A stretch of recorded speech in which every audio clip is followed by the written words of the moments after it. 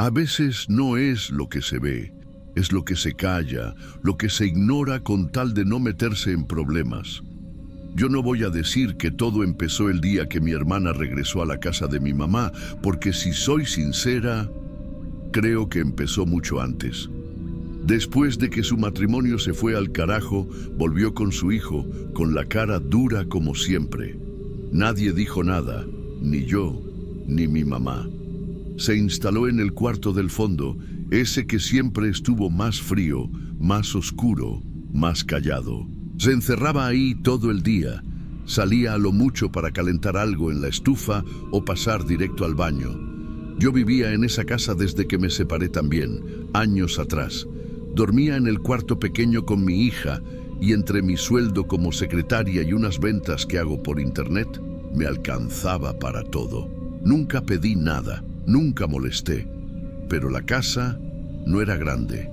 Y una cosa es vivir todos juntos, y otra muy distinta es vivir todos en guerra muda. Mi hermana nunca fue directa, no peleaba de frente. Era de las que te clava el cuchillo por la espalda con una sonrisa. Desde que llegó, empezó a dejar un trapo negro en la manija da porta, todas las noches. Yo no decía nada, pero sí lo noté, y también noté el humo. Olía fuerte, algo como hierbas mojadas, quemadas, un olor que se quedaba pegado a la ropa. Dijo que eran limpias, que estaba arreglando su energía.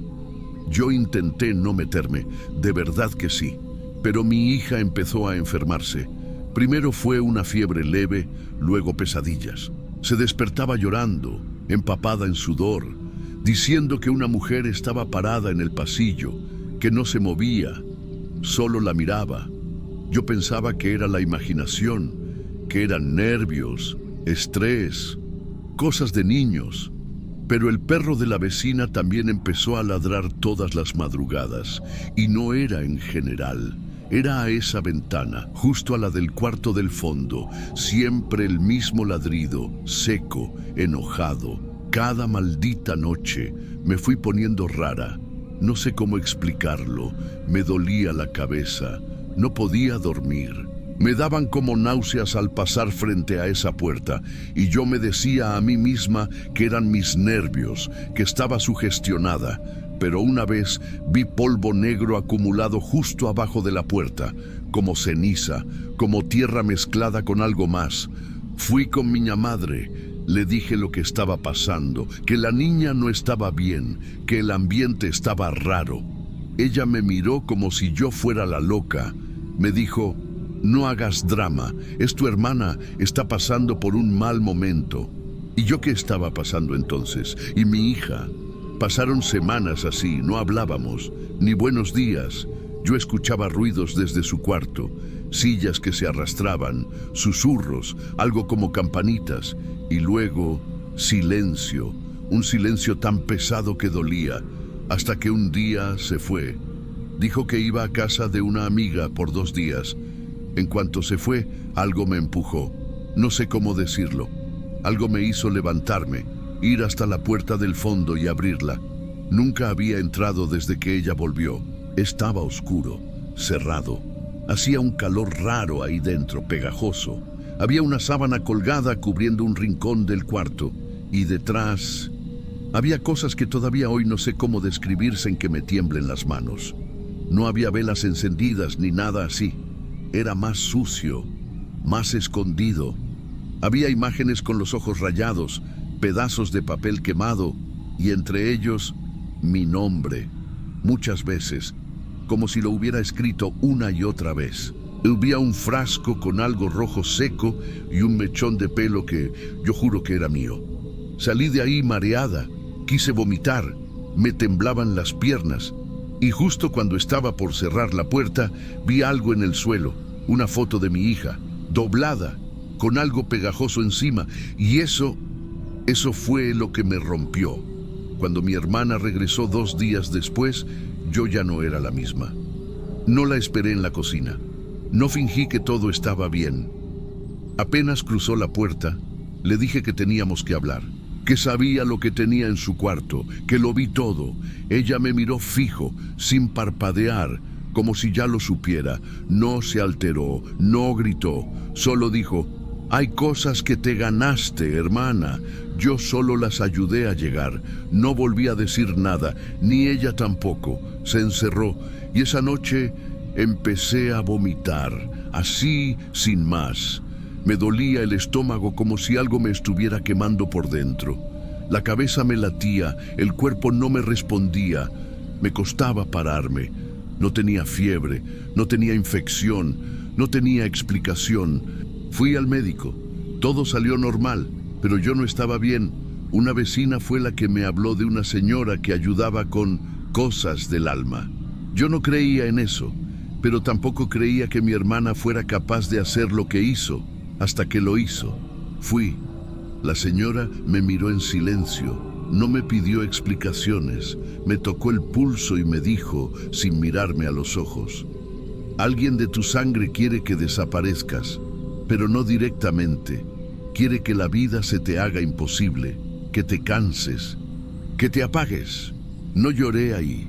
Lloré después, sola, sentada en la banqueta de la esquina, preguntándome en qué momento todo se pudrió.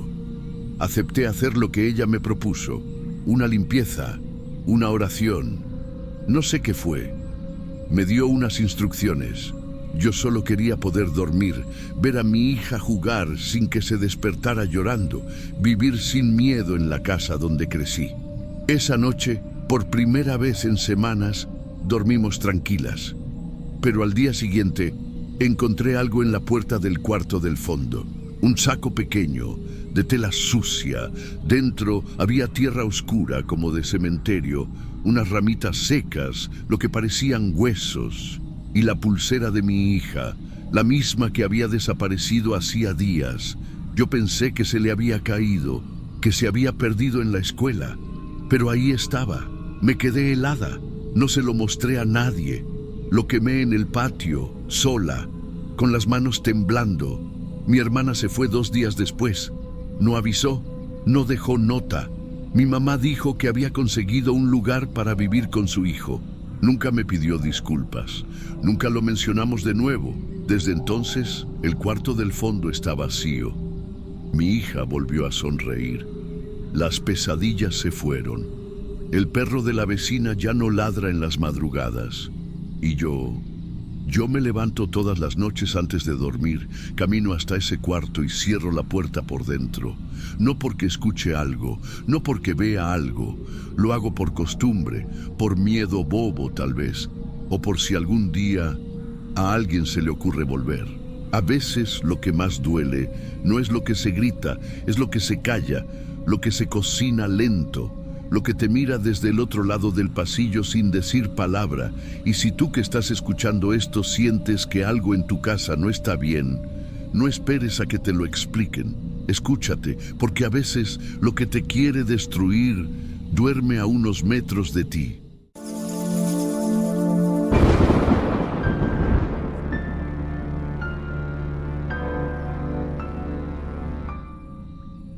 Yo paso todos los días por ahí. Me refiero al Panteón Viejo. No está lejos de donde vivo ahora, ni tampoco de donde crecí. En realidad, siempre ha estado ahí, como si se negara a desaparecer. No sé bien por qué quiero contar esto ahora. Tal vez porque tengo hijos, y uno de ellos, el mayor, me preguntó hace unas semanas por qué siempre subo los vidrios del carro cuando pasamos frente al panteón, incluso si hace calor. No supe qué decirle. Me reí. Le cambié el tema, pero esa pregunta se me quedó como piedra en el estómago. No es que quiera asustar a nadie, le juro que no tengo intención de hacer de esto una historia para asustar. Solo necesito sacarlo de mí, porque, aunque parezca mentira, yo sí creo que hay cosas que se quedan esperando que uno regrese. Cuando era niño, vivíamos a 2 cuadras de ese panteón. No era un lugar peligroso, no había indigentes ni nada por el estilo. Solo era viejo. Tenía partes cerradas con cadenas oxidadas, lápidas hundidas, cruces rotas. Y por alguna razón, eso nos fascinaba. Éramos 4, Toño, Efraín, el gordo y yo. Íbamos casi todas las tardes. Saltábamos el muro por un punto donde una reja ya ni servía. Adentro, jugábamos como si fuera nuestro parque. Nos escondíamos entre las tumbas, jugábamos a policías y ladrones, o simplemente buscábamos cosas raras.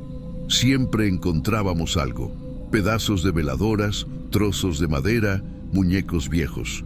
Una vez incluso encontramos una caja con cabello humano. Nos reímos tanto ese día. Nadie nos decía nada, excepto doña Estela, una señora ya mayor que vivía en la esquina. Siempre salía a barrer la banqueta con su escoba de varas, y cuando nos veía nos decía: no se burla uno de los que no tuvieron ni su cruz. Nosotros ni entendíamos bien qué quería decir con eso. Creíamos que solo nos quería asustar para que no estuviéramos ahí.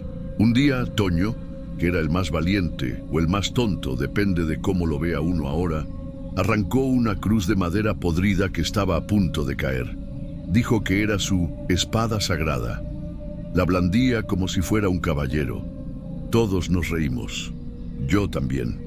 Yo me reí. Esa misma tarde, cuando regresábamos a su casa, Toño se cayó de una escalera que ni estaba muy alta. Se rompió la pierna feo. Su mamá lo llevó al hospital y no le dio mayor importancia más allá del regaño por andar jugando como salvaje. Pero después de eso, empezaron las cosas. Primero fue Efraín. Me dijo que escuchaba voces en su cuarto por las noches. Le dije que era el ventilador o el perro del vecino, pero una noche, cuando me quedé a dormir en su casa, también las oí, como susurros, como si alguien hablara bajito desde el closet, pero sin palabras claras, solo murmullos, como tierra moviéndose. Ninguno de los dos quiso levantarse a revisar. El gordo empezó a tener pesadillas. Todas las noches lloraba dormido. Decía que soñaba con un niño parado junto a su cama, un niño con el rostro cubierto de algo, como si tuviera una manta o un costal. Decía que no hablaba, que solo lo señalaba, siempre hacia la ventana. Yo me hice el fuerte, pero la verdad es que no podía dormir bien tampoco. Sentía que alguien me miraba, que si volteaba hacia la puerta, ahí iba a estar. Y una noche, una sola vez creí ver algo. No fue claro. No vi una cara ni un cuerpo, solo una sombra en la pared, justo cuando abrí los ojos. Una sombra bajita, quieta. Cuando parpadeé, ya no estaba. Pero lo peor fue lo de Toño. Después del accidente, ya no volvió con nosotros al panteón. Su mamá no lo dejaba, pero un par de semanas después de que le quitaron el yeso, se enfermó. Nada grave al principio. Fiebre, cansancio, pero no mejoraba. El doctor no sabía qué tenía. Le cambiaron los medicamentos 3 veces. Lo llevaron a otro hospital. Le hicieron exámenes. No encontraban nada. Una madrugada, mi papá me despertó y me dijo que Toño había sido internado de urgencia.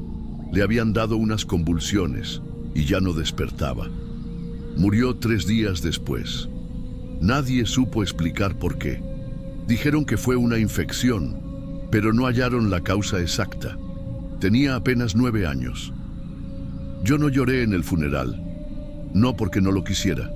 No sé, era como si algo me apretara el pecho y me dijera que no lo hiciera. No llores, no hables, no pienses. Nunca volvimos al panteón después de eso. Efraín se cambió de ciudad con su familia al año siguiente. El gordo dejó de hablarme poco a poco. Y yo me enfoqué en crecer, en no mirar hacia atrás, en hacer como que nada de eso había pasado. Pero no es tan fácil como suena. Pasaron los años, me casé, tuve 2 hijos. Y por azares de la vida, terminamos viviendo a pocas calles de donde crecí. Todo cambió mucho, menos una cosa. El Panteón Viejo sigue ahí. Hace unos días, veníamos del supermercado. Iba con mi esposa y los niños en el carro. Íbamos bromeando, poniendo música. Pero al doblar la esquina que da al muro del panteón, algo me hizo girar la cabeza. Y ahí estaban, niños, 4, jugando entre las tumbas. No sé explicar lo que sentí. Primero pensé que era solo nostalgia. Luego, algo no encajaba. Uno de ellos, uno se quedó quieto. No jugaba, no corría, solo me miraba. Me miraba como si supiera quién era yo, como si me hubiera estado esperando. Tenía los brazos caídos, el cuello inclinado a un lado. No vi su cara, pero lo que más me perturbó fue que los otros tres ni lo notaban. Solo jugaban, reían, como nosotros hace muchos años. Mi esposa me preguntó si estaba bien. Le dije que sí, que era el calor. Esa noche no pude dormir. Soñé con el panteón, soñé con Toño, soñé con la cruz podrida y con la caja de cabello. Soñé con la voz de doña Estela repitiendo una y otra vez: no se burla uno de los que no tuvieron ni su cruz. A la mañana siguiente, cuando desperté, todo parecía normal.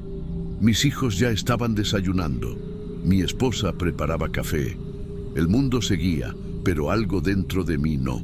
Me quedé un rato en la sala, con la mirada fija en la ventana. Algo no me dejaba en paz.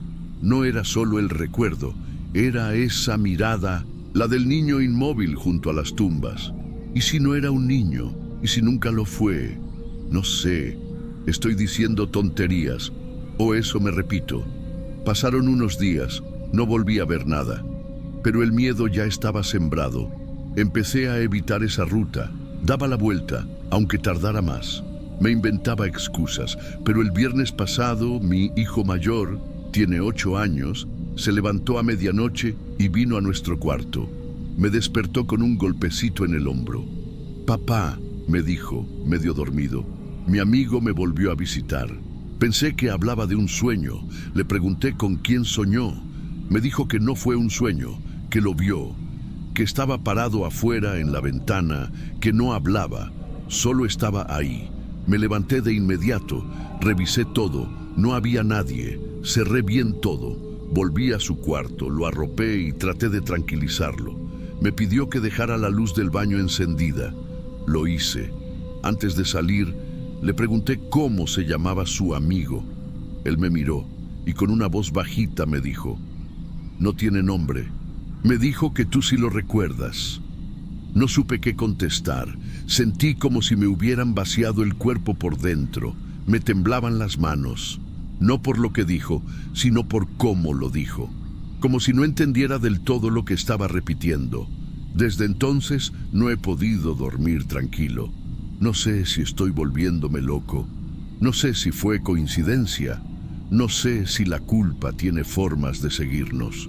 Lo único que sé es que mi hijo jamás había hablado de nadie en la ventana. Jamás. He pensado en mudarnos, en hablar con alguien. Pero ¿qué diría? Que hay algo en ese panteón que se quedó pendiente. Que los niños que se burlaron de los olvidados ahora tienen hijos. Y que tal vez hay deudas que no se borran con el tiempo. No quiero que mis hijos paguen por lo que hice. Éramos niños, sí, pero también fuimos crueles. Jugamos con lo que no entendíamos. Reímos cuando deberíamos haber guardado silencio. Y ahora solo puedo rezar en voz baja cada noche, cerrar bien las cortinas y esperar que si vuelve a aparecer, no venga por ellos, solo por mí.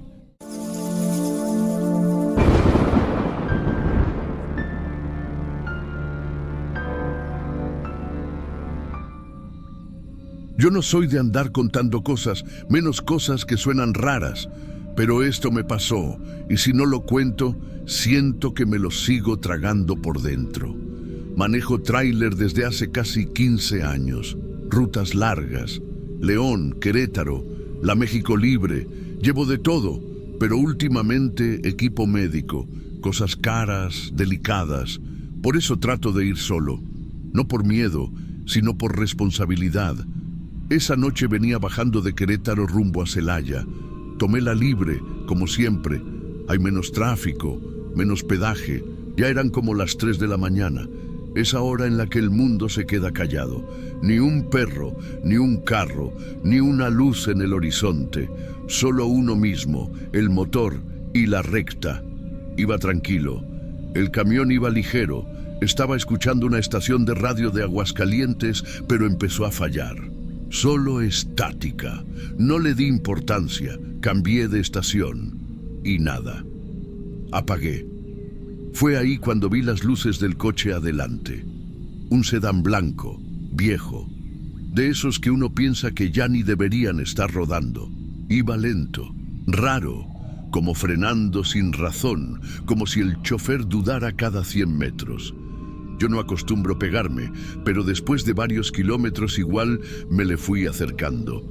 Lo lógico era adelantar.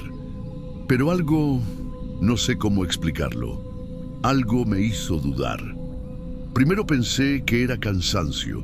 Sentí los brazos pesados, como con un hormigueo. Abrí la ventana, entró aire frío. Me moví un poco para despabilar, pero esa sensación no se fue. Como si algo se hubiera metido conmigo en la cabina. Miré el coche de nuevo. Sus luces traseras se encendían y apagaban, pero no al ritmo del freno, como si parpadearan desfasadas. Intenté adelantarlo.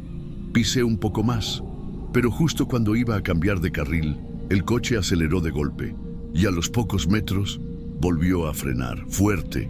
Pisé el freno también. No me asusté, pero se me apretó algo en el pecho. Volví a quedarme detrás. Pensé que tal vez el tipo iba ebrio o tenía problemas con el coche, pero no parecía perdido. Mantenía el carril como si conociera bien la ruta, solo hacía eso, avanzar y frenar. Avanzar y frenar. Entonces pasó algo que me costó procesar.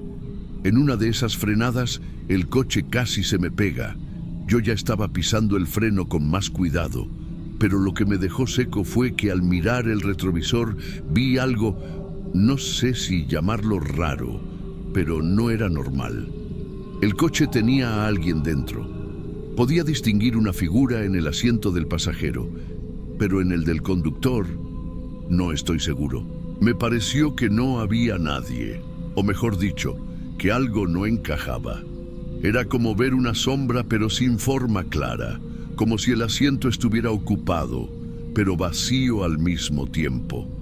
Me dije que estaba viendo mal, que tal vez la luz me engañaba, que el reflejo del espejo distorsionaba las cosas. Así me convencí, pero no avancé. Me quedé ahí, detrás de ese coche que seguía con su ritmo extraño. A los pocos minutos, vi una entrada a un viejo paradero de camiones, de esos que ya ni operan, pero que aún tienen espacio para detenerse. Sin pensar mucho, me orillé. Sentía la garganta seca. No tenía sed, solo una urgencia de bajarme un momento. Estaba transpirando frío. Apagué el motor. Silencio total. El sedán pasó de largo, sin detenerse. No miré dentro, no me animé. Bajé. Caminé unos pasos, estiré las piernas, fui a orinar detrás de una barda rota. El aire era pesado, el tipo de aire que no huele a nada, pero que uno siente que lo empuja desde dentro. Cuando regresé a la cabina me quedé unos segundos parado. Pensé en llamar a alguien, pero ¿a quién le cuentas algo que ni tú entiendes? Subí, prendí el motor y volví a la carretera. No habían pasado ni 5 minutos cuando lo vi otra vez. El mismo coche. Estaba parado en el acotamiento, luces apagadas, la puerta del copiloto abierta. No había nadie. Me costó no frenar. Todo en mí gritaba que me detuviera, que mirara bien, que hiciera algo. Pero una parte más profunda me decía lo contrario. No mires, no pares, no adelantes. Lo pasé, lento, con el pie dudando en el acelerador. Solo cuando ya lo tenía a varios metros detrás, miré por el espejo. Había una figura de pie, justo al lado del sedán, alta, inmóvil como esperándome, y antes de que pudiera reaccionar, alzó la mano, no para pedir ayuda, no para detenerme, solo para saludar. No frené, no bajé la velocidad, solo seguí. Sentí la mano temblando sobre el volante, aunque yo no soy de asustarme fácil. Pero eso no era susto, era otra cosa, como si mi cuerpo entero supiera algo que mi cabeza todavía no entendía. Manejé los siguientes kilómetros sin ver atrás, ni una sola vez. No quería confirmar si me seguía o no. No quería ver si la figura seguía ahí. Me concentré en la línea del medio, en mantener el camión derecho, en respirar, en no pensar. Cuando por fin entré a Celaya, eran cerca de las 4:30. Llegué al centro de distribución, estacioné en la zona de descarga y me quedé unos minutos con el motor apagado, en silencio. No sé si esperando algo o tratando de convencerme de que ya había pasado. Un compañero estaba ahí, viejo conocido. Llevaba tiempo descargando. Me saludó con la cabeza y me dijo algo como: «Llegaste temprano». Yo solo le dije: «Vi algo en la libre, algo raro». No tenía ganas de explicarme, pero él me miró serio, como si ya supiera. Le conté, así nomás, sin adornar, sin exagerar. El coche, la forma de frenar, la silueta, la mano saludando, todo. El hombre me escuchó sin interrumpir. Cuando terminé, no dijo «estás loco», ni nada por el estilo. Solo bajó la mirada y murmuró: «No era un carro». «¿Cómo?», le pregunté. «A varios les ha pasado, no siempre igual, pero parecido. Y los que se paran, los que se bajan, no vuelven a manejar». Se quedó callado un momento, como si le costara seguir. Mi primo lo vio, hace unos años, igualito. No frenó, pero lo siguió. Por curiosidad, 2 días después renunció. Dijo que vio algo en el espejo, algo que se le subió al asiento. No quise preguntar más, ni cómo era, ni qué pasó con su primo. Yo no quería saber, porque había algo en mí que ya lo intuía, algo que no quería que se confirmara. Desde entonces, no vuelvo a tomar esa libre. Y si algún día vas manejando de noche, cerca de las 3, y ves un carro blanco que frena sin sentido delante de ti, quédate atrás. Aguanta, porque hay cosas que no se deben adelantar, porque puede que, si lo haces, alguien se suba contigo.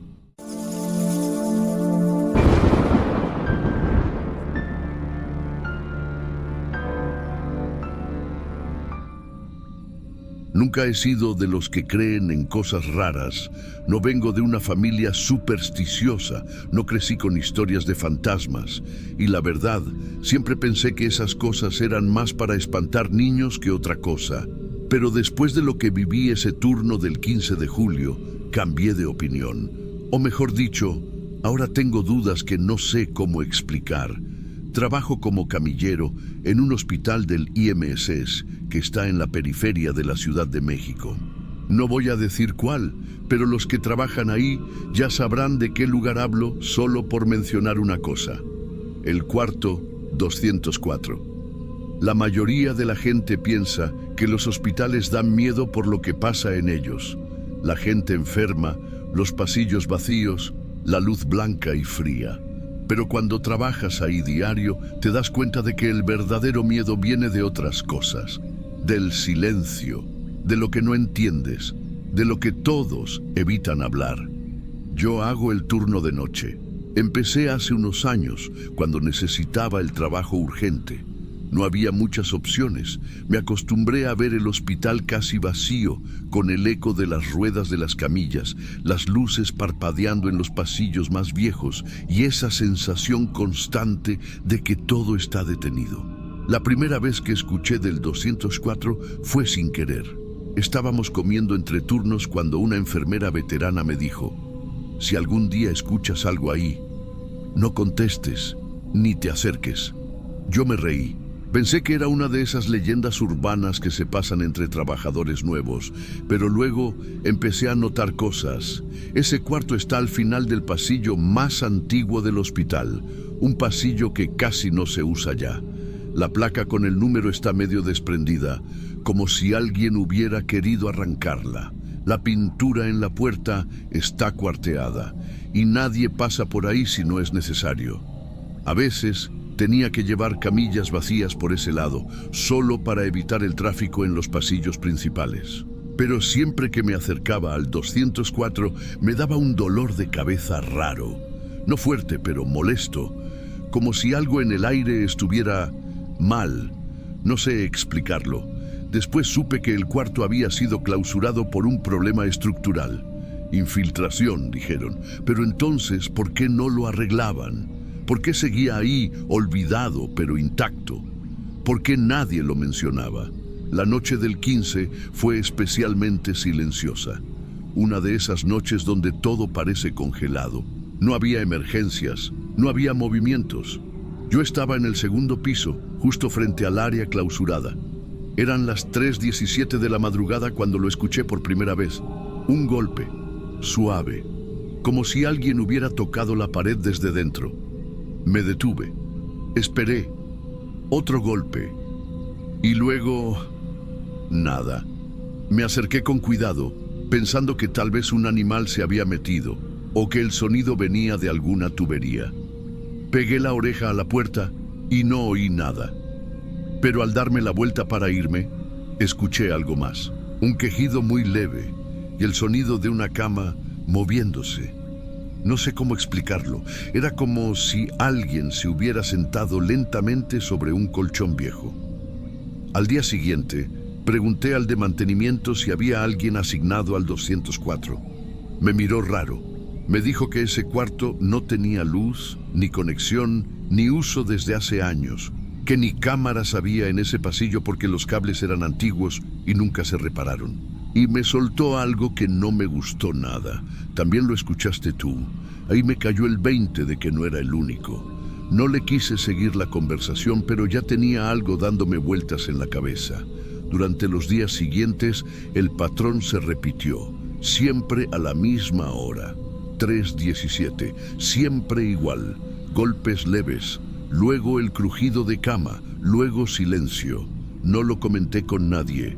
Pensé que me estaba sugestionando, que tal vez era el cansancio. Incluso empecé a tomarme un paracetamol antes del turno para evitar el dolor de cabeza, pero no servía de mucho. Un jueves, en la sala de RX, un técnico que apenas conocía me dijo, «Ya te empezó, ¿verdad?» Me quedé frío. ¿Qué? El 204. A todos nos pasa. Solo no contestes, no entres. Dijo eso como quien da una recomendación de rutina. Luego siguió revisando placas como si nada. Esa noche ya no fui el mismo.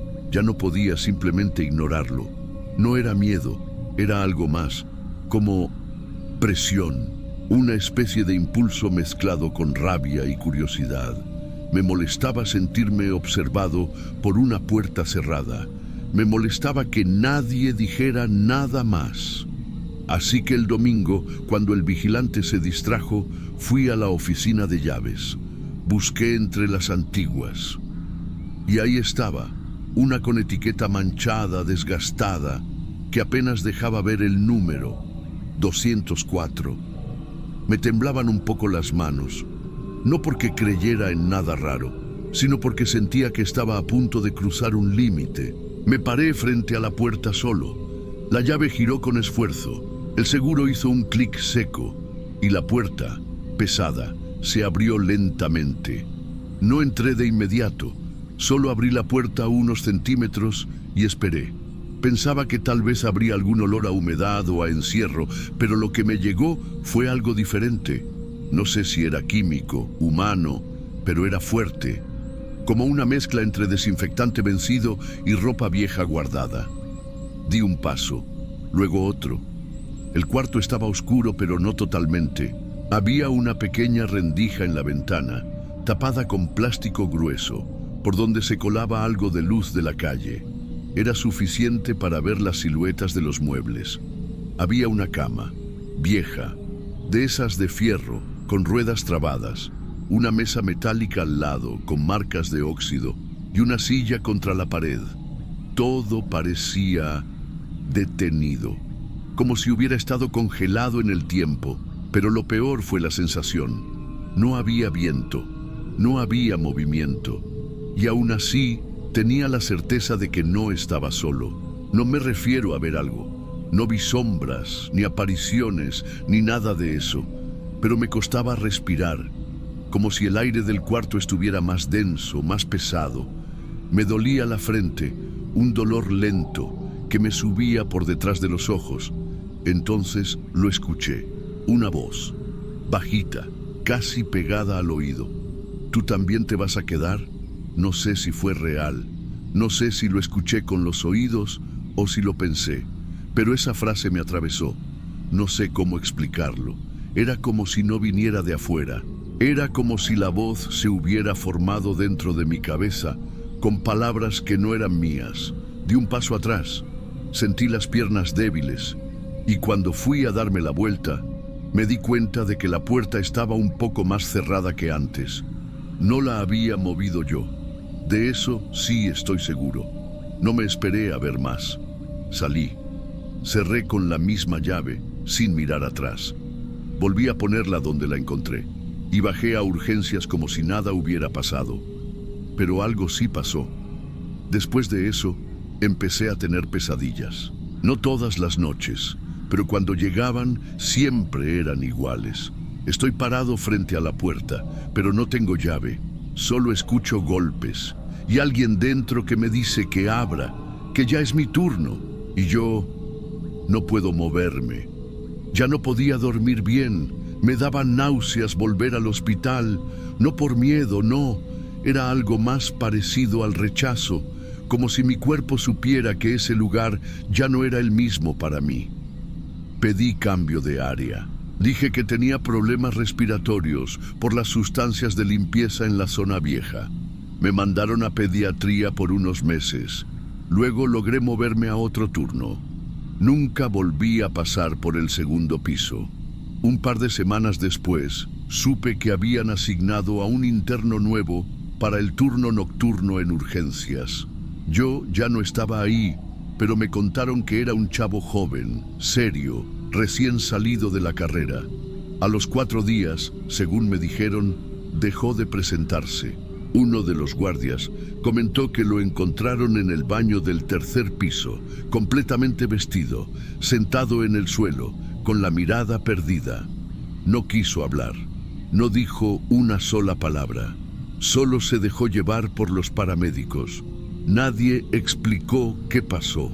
Solo se supo que pidió una baja médica indefinida, que no volvió. Y cuando alguien comentó que tal vez tenía problemas previos, uno de los técnicos solo dijo: a todos nos pasa, pero no todos regresan. He pensado mucho en eso. No tengo una respuesta. No digo que haya visto nada imposible. No vi figuras, ni rostros, ni luces extrañas, pero sé lo que sentí. Y sé que no fue imaginación, y eso es lo peor, porque si hubiera sido una alucinación, una locura momentánea, tendría sentido. Pero fue real, no espectacular, no digno de una película, solo silencioso, insistente, como algo que vive en ese cuarto y que no grita ni corre ni aparece. Solo espera, espera a que alguien lo escuche, espera a que alguien responda. Yo no respondí, no del todo, pero estuve a punto, y desde entonces, cada vez que veo a alguien nuevo en ese turno, alguien joven, con cara de no creer en nada, me acerco y le digo lo único que me dijeron a mí: si escuchas algo en el 204, no contestes, nunca contestes.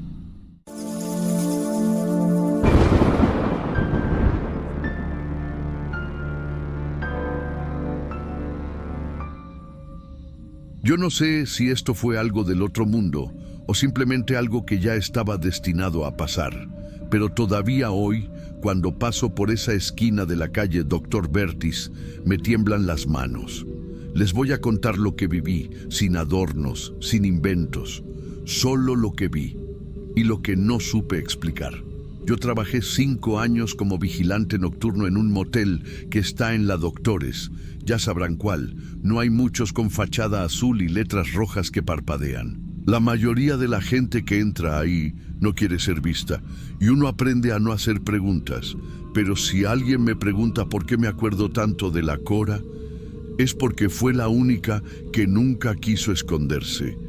La Cora era una mujer alta, flaca, con el cabello muy negro y lacio, siempre amarrado. Tendría unos 40, tal vez más, pero caminaba como si nada le pesara. Siempre de rojo, blusa roja, tacones rojos. Hasta el cigarro era de esos mentolados con la cajetilla roja. Desde que empecé a trabajar ahí, ella ya estaba. Todos la conocían. Los taxistas, los patrulleros, los del Oxxo de la esquina. Y todos la respetaban. No por miedo, sino porque sabían que ella se manejaba con sus reglas. Llegaba todos los días a las 9 en punto, ni un minuto más. Pedía la misma habitación, la 17, siempre sola, siempre en efectivo. Nunca dejaba propina, pero tampoco debía nada. Y al salir pasaba por recepción y decía, bajito, ya puedes limpiar, corazón. Nunca hablaba con las otras chicas. A lo mucho, las saludaba con la cabeza. Algunas le tenían miedo, otras la admiraban. Pero todas sabían que la Cora era intocable. No se metía con nadie, no dejaba que nadie la acompañara, ni siquiera para esperarla en la banqueta. Si algún cliente pedía algo raro, ella simplemente no lo aceptaba. Y si alguien la molestaba, bastaba con una mirada suya para que se largaran. Yo no sé mucho de esas cosas, pero uno termina notando patrones. Y la Cora no era cualquier cosa. No sé si era por su forma de mirar o por cómo se quedaba parada en la puerta de la habitación antes de entrar, como si esperara algo o a alguien. Esa noche todo empezó raro. Era martes y hacía un frío inusual. El tipo del clima había dicho que iba a bajar la temperatura, pero esto era diferente. Dentro del motel hacía más frío que afuera, como si el aire no circulara bien. Me acuerdo porque incluso mi compañero de la tarde me dijo, hoy se siente raro, ¿no? Y sí, algo se sentía pesado. La Cora llegó puntual, como siempre, pero esa vez no venía sola. Se bajó de un taxi y el chofer no quería que el tipo bajara. Lo vi desde la cámara. El señor del taxi le decía algo al cliente, como insistiendo, pero el otro nomás se bajó. Alto, flaco, con traje negro, parecía abogado o algo así. No traía maleta ni nada, solo caminaba derecho hacia la puerta, como si ya supiera dónde iba. La Cora no dijo nada, solo lo miró, luego me miró a mí por la ventanilla y pidió la 17. Se la di, aunque algo me hizo ruido. Pagué con el cambio exacto, como siempre, y subieron. Ninguno habló. A los 10 minutos, la cámara de ese pasillo se congeló. Pensé que era fallo de red, pasa a veces cuando llueve. Pero esa noche no llovía. Revisé el sistema, las demás funcionaban bien. Solo esa estaba en negro. Y aquí viene lo raro. Pasó 1 hora, luego 2, luego 3, y nada. Ninguno bajaba. Las chicas entraban y salían, los taxis venían y se iban, pero la puerta 17 seguía cerrada. No había movimiento, ni una sombra. Fui a ver desde el pasillo. Silencio total. Pero cuando pasé frente a la puerta, sentí que alguien estaba del otro lado. No me pregunten cómo, solo lo sentí. Pensé en tocar, pero no lo hice. Algo me lo impidió. Como si algo en mí supiera que no debía. Esa madrugada fue la primera vez que la Cora no bajó. Y fue también la última vez que alguien la vio. Yo me quedé en la caseta hasta las 6, como siempre. Cuando el turno de la mañana llegó, le conté lo que pasó. Revisamos juntos la cámara del cuarto 17. Lo raro es que, aunque ya estaba funcionando otra vez, no grabó nada desde que ellos entraron, ni un segundo, como si se hubiera pausado justo al verlos pasar. Le dije, vamos a subir, a lo mejor pasó algo. Porque sí, ya era demasiado tiempo. Cuando subimos y abrimos con la copia, nos encontramos con lo que yo jamás había visto ahí. El cuarto estaba impecable, como si nadie lo hubiera usado. Las sábanas bien estiradas, la cama sin una arruga. No había olor a perfume, ni colillas, ni condones usados, ni papel en el bote. Nada, ni una sola marca en el espejo. Como si nadie hubiera entrado. Como si ni siquiera se hubiera abierto. Pero yo vi a la Cora entrar, y al tipo también. Marcamos al número de ella, el que usaba para hacer las reservas. Sonaba apagado. Las chicas empezaron a preguntar por qué no había bajado. Una de ellas, la flaca, me dijo: ella nunca se va sin despedirse. Algo le pasó. Yo pensé lo mismo, pero no tenía nada concreto que decir. Ese día pasó lento. Nadie supo nada. Algunas compañeras fueron a buscarla por las calles donde solía caminar antes de llegar al motel. Otras pasaron por el Oxxo de la esquina. Preguntaron a los taxistas. Nada. Nadie la había visto. Al tercer día ya todos hablaban del tema y nadie sabía qué pensar. Un cliente fijo vino a buscarla y cuando le dijimos que no estaba, se quedó callado un rato. Luego dejó una rosa en la banqueta y se fue sin decir más. Una noche, casi una semana después, una de las chicas nuevas vino corriendo hasta la recepción toda pálida. Me dijo que había visto a alguien parado junto a la esquina, frente al motel, una mujer de rojo. Era ella, te lo juro, me dijo, pero cuando cruzó la calle, no había nadie. Yo no dije nada, pero la cámara exterior esa noche se trabó. Justo a las 3:17 de la mañana, empezaron a pasar cosas. No sé si eran coincidencias o qué. Luces que se encendían solas, puertas que se cerraban aunque no había viento, ruidos de pasos en pasillos vacíos y algo más. El cuarto 17 empezaba a oler a perfume mentolado, aunque nadie lo usaba ya. Una noche, una clienta se quejó de que escuchaba a alguien hablando bajito en el cuarto de al lado, pero no había nadie ahí.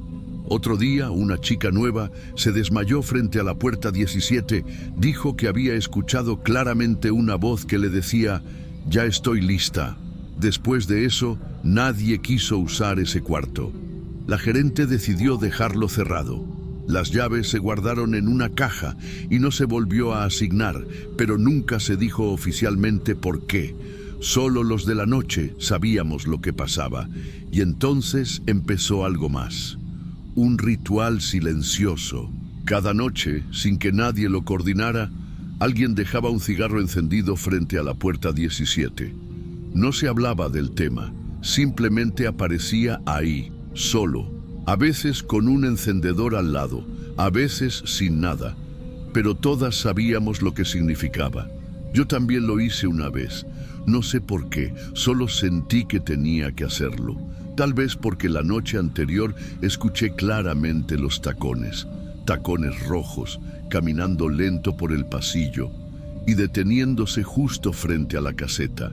Pero cuando miré por la cámara, no había nadie. Después de eso, ya nadie volvió a mencionar a la Cora por nombre. Era como si hablar de ella atrajera algo, como si al pronunciarlo uno la llamara sin querer. Nadie lo decía en voz alta, pero todas sabíamos que ese cuarto ya no estaba vacío del todo. Una noche, una de las veteranas, la Gaby, me dijo bajito mientras fumaba: a veces lo que se va, no se va del todo. Y luego se quedó mirando hacia el pasillo, como esperando que algo apareciera.